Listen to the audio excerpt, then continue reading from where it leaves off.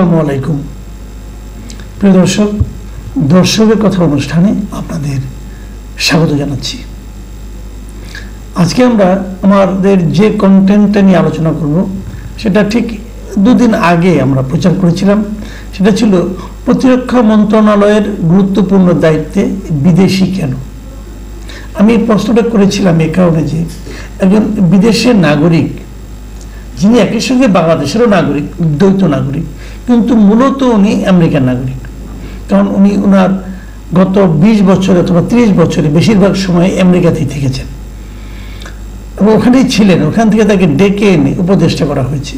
উপদেষ্টার পদমর্যাদায় তাকে প্রতিরক্ষা মন্ত্রণালয়ের যে দায়িত্ব পালন করবেন প্রধান উপদেষ্টা, তার সহকারী হিসেবে নিয়োগ করা হয়েছে এবং তাকে নিয়োগ করা হয়েছে জাতীয় নিরাপত্তা উপদেষ্টা হিসাবে। এরকম দুটো সেন্সিটিভ পোস্টে একজন বিদেশি পাসপোর্টধারী ব্যক্তিকে কেন নিয়োগ দেওয়া হলো, এই ছিল আমার প্রশ্ন। এবং এতে জাতীয় নিরাপত্তা যে গোপনীয়তা সেটা লঙ্ঘিত হতে পারে বলে আমি আশঙ্কা করেছি। তো এ নিয়ে যে মন্তব্যগুলো এসেছে সেগুলো আমি একটা একটা করে পড়ছি। প্রথম যে মন্তব্যটা পড়ছি এটা মন্তব্যটা পড়ছি, সে লিখেছেন মিজান আহমেদ।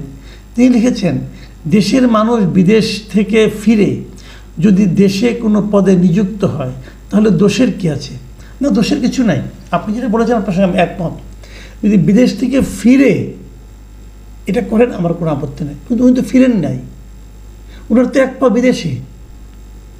উনি এই কাজটা শেষ করার বিদেশ চলে যাবেন, উনি যে কোনো সময় বিদেশ চলে যাবেন।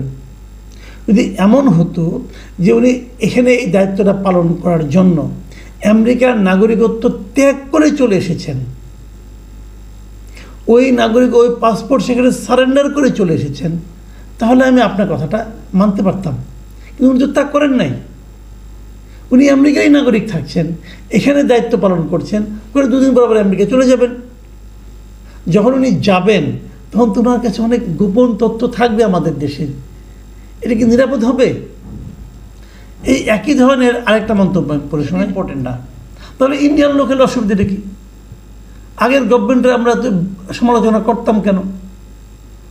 আগের গভর্নমেন্টে ইন্ডিয়ান লোক ছিল না, কিন্তু আমরা মনে করতাম, আমরা অনেকে বলতাম যে গোপনে পরিচয় ভারিয়ে তারা আছে, তাতেই আমরা কিন্তু অস্থির হয়ে যেতাম এবং বলতাম যে ইন্ডিয়ার দালাল হয়ে গেছে। বলতাম কারণ আমরা ওটাকে ভালো চোখে দেখিনি। তো আমরা যদি ওটা ভালো চোখে না দেখি, এখন তো সরাসরি সে দায়িত্বে আছে। কিন্তু এটা কিন্তু ভাই হলো না। মানে যদি যোগ্য লোক, হ্যাঁ উনি, আর তাছাড়া উনি যে যোগ্য এটা এখনও প্রমাণিত হয়নি। কিন্তু আপনি ওনার কী প্রমাণ পেয়েছেন যোগ্যতার? কখনো কি উনি প্রতিরক্ষা বিষয়ক কোনো কাজ পৃথিবীর কোথাও করেছেন? নিরাপত্তা বিষয়ক কাজ কোথাও করেছেন? ওনার বিশাল বায়োডাটা দেখেন, কোথাও পাবেন না। তাহলে উনি কীভাবে যোগ্য, কীভাবে ইফেক্টিভ আপনি বুঝলেন কীভাবে? কারণ এটা কিন্তু বলা বড় কঠিন। এটা লিখেছেন সে, আমি মোটামুটি এটা আমি পছন্দ করতাম না যে বাইরের থেকে লিখে এটা দায়িত্বটা কেন নেবে। তবে আমি যতটুকু জানি সজীব ওয়াজেদ জয়, উনি সম্ভবত আমেরিকার নাগরিক এখনও হননি, বাট ওনার গ্রিন কার্ড আছে আমি যতদূর জানি আর কি। তারপরেও আমি বলবো গ্রিন কার্ড থাকার নাগরিকত্ব পাওয়া খুব বেশি একটা দূরের ব্যাপার না। তারপরে আমি বলবো এটা ঠিক হয়নি, আগের ওই কাজটাও ঠিক হয়নি। যারা এই দেশে থাকবেন, যারা এই দেশের প্রতি অনুগত থাকবেন, কেবল তারাই এই ধরনের গুরুত্বপূর্ণ কাজ করবেন। সেই কাজটা আগের প্রধানমন্ত্রী তার ছেলেকে দিয়ে করিয়েছেন, ওটা তার ছেলে হওয়ার কারণে করিয়েছেন। এটা একটা স্বজনপ্রীতি ছিল আমি মনে করি। এটা ঠিক হয়নি, এটা খুবই অন্যায় হয়েছে।